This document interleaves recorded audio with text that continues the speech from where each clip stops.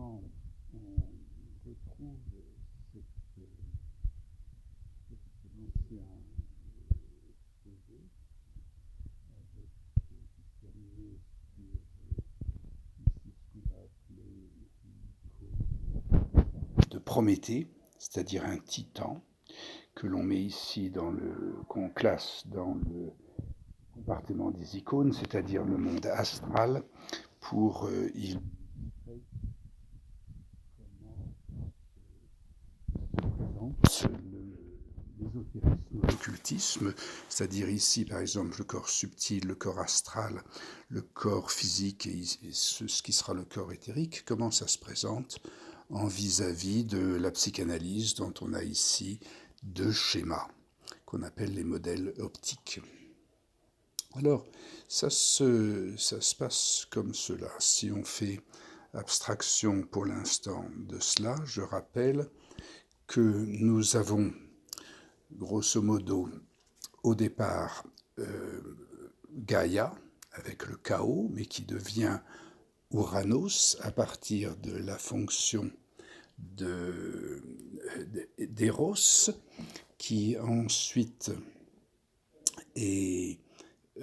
subit une castration qui est remplacée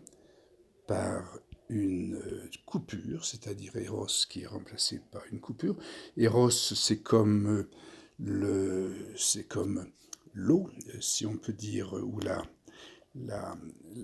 l'eau qui reflète, qui réfléchit les substances, enfin qui réfléchit Gaïa dans le ciel, mais à partir du moment où on arrive à la coupure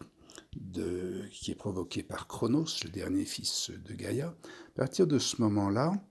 nous voyons Ouranos qui devient le ciel, tous les astres, la voûte céleste,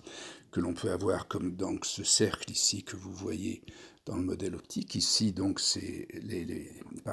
Ouranos. Et en même temps, donc, à ce moment-là, Gaïa qui va pouvoir faire ses arbres, c'est-à-dire sortir ses enfants. Cependant, ces enfants, à ce moment-là, nous raconte l'ésotérisme, ces enfants vont réapparaître, vont se produire comme des titans, c'est-à-dire sur une autre, si on peut dire, donc Eros se réapparaît, de sorte que les enfants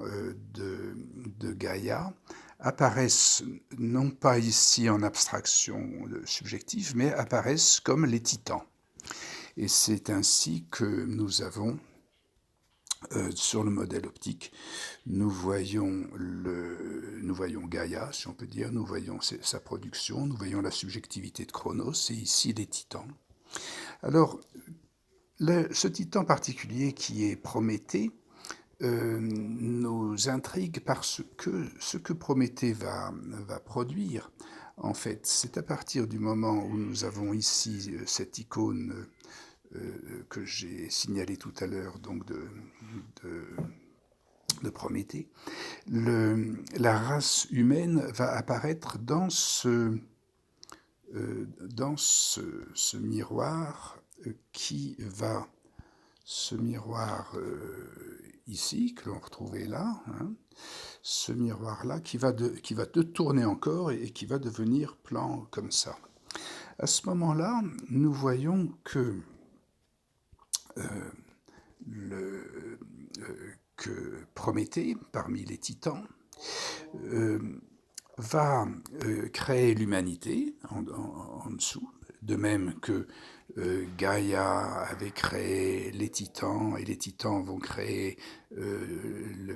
l'Olympe, et qui vont créer l'humanité. Donc l'humanité va apparaître en dessous, mais il y a, dans le modèle optique, l'on voit bien qu'il y a ici quelque chose qui est caché, c'est ce qu'on va appeler l'appareil, et qui, de surcroît, n'existe même plus du tout. Et ça, cette subtilisation, cette chose qui, parmi les titans, ne se voit pas, ou apparaît comme un manque, et qui est complètement annulée à partir du moment de la création humaine, cette chose-là va être justement l'éther, c'est-à-dire le monde éthérique, c'est-à-dire l'Olympe, le monde des dieux, dont on verra la constitution, la formation, et comment donc il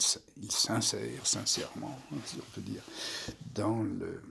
la mythologie et dans le psychisme.